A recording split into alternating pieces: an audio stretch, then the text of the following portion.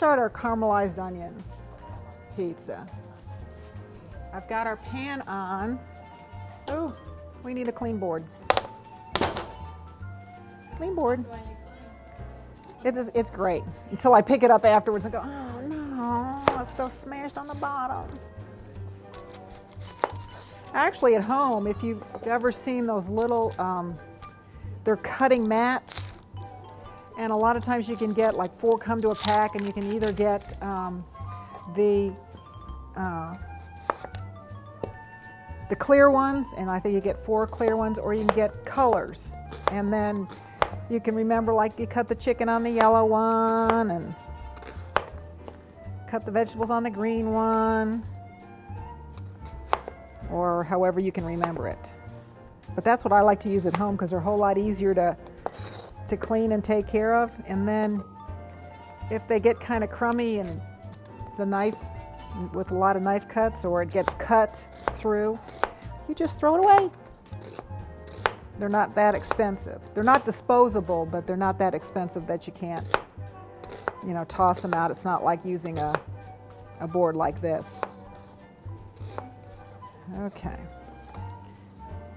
We've got our onion all sliced. That should be 2 cups. Whoops.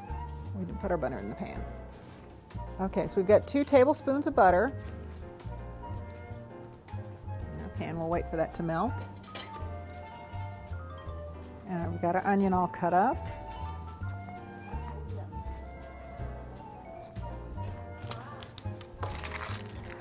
Probably, I always think the whole theory was with onion and crying, although I have had that. I'm not that hard-hearted, but it's a lot of it's mind over matter to me. If you go, oh, I know I'm going to cry if I do these onions. If you do it fast enough, it doesn't. Now, there's all sorts of theories. If you cut the stem end off first, then, you know, that takes away, I don't know. I think just cut faster. Get your fingers out of the way, though.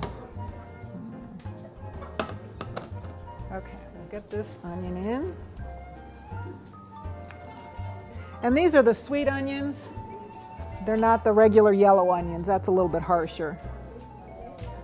Okay. And we'll move some of this out of the way here. That's for the next one. So you can see. Okay.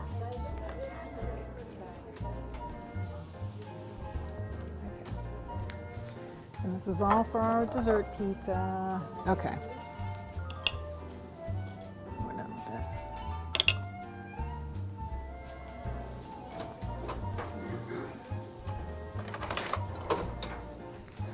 Okay, we'll fry these up, or caramelize them. And when you caramelize, it just brings the sweetness out of the onion. And with a little brown sugar, that'll help bring the sweetness out and also help with the color. It'll be a really nice, pretty color.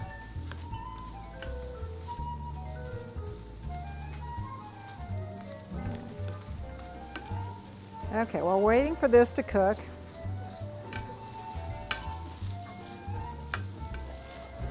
okay.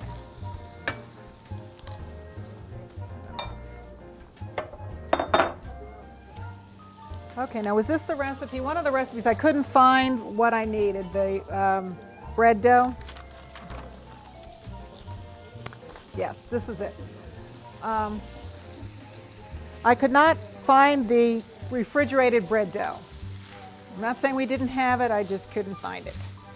Now you can use, anytime you want to use the frozen bread, you can buy the frozen bread in the loaves, and all you'd have to do is thaw that out. And you can't pat that down because it's too, it's really good for raising bread, so you'd have to roll it out.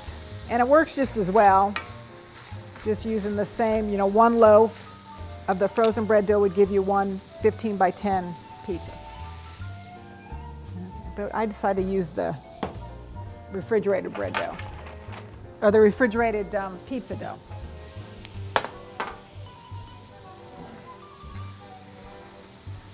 Okay, and just be careful you don't drop these.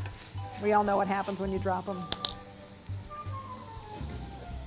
And this one, I opened one today and it nearly flew out of my hand. So I don't know, I thought it was the one I dropped in the dairy department, but it wasn't.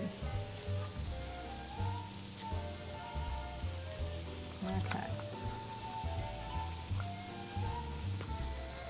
And these usually have a starting point. Usually. There we go. And it unrolls. Can you see? Unrolls really, really nice. And then you just kind of stretch it to fit. And that's a wonderful thing about pizzas. Nobody knows you have a big hole in the bottom of your dough. We'll just patch it up. And with these, I always like to bake these just a little bit, just to kind of get them started. If I've found, just from experience, if you put when you're using the pepperoni, if you put all that stuff on there, sometimes the crust doesn't get baked. So I always like to bake it just a few minutes. I think I said in the recipe till it's not shiny anymore. When you put this in, the oil that's in there is going to come to the surface and, you know, sort of melt while it's getting ready to bake. And you'll see that it gets shiny. Well, once that shiny stops, then it's ready. It's not completely cooked, but it's ready to hold the ingredients without the ingredients sinking through the bottom or not being baked when you get all this stuff on there. Okay, let's get star onions.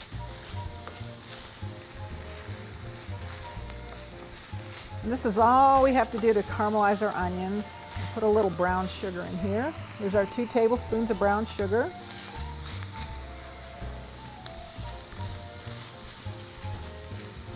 So good. I think there's nothing better than the smell of cooking onions. I don't know how many people came walking through here today and went, "What are you making? It smells so good."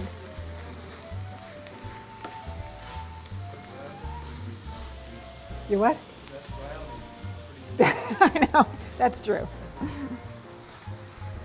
I did the brownie last, maybe that was they didn't smell that. All right. You can see we're getting a little bit of juice in here just from the melting brown sugar. We're going to cook these till we don't see that anymore. And that helps to release some of the liquid from the onion, and then we're going to let it sort of absorb and evaporate or whatever, and then they'll be done. Okay. Now we got our pizza going. We're going to go ahead and stick this in the oven for a few minutes. I think, if I have room. Okay.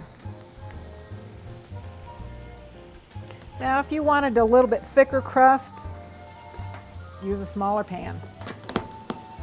It's not going to hurt anything. Or if you wanted to use 2 cans of the dough, that would make a thick crust. All right, I'm gonna stick that in.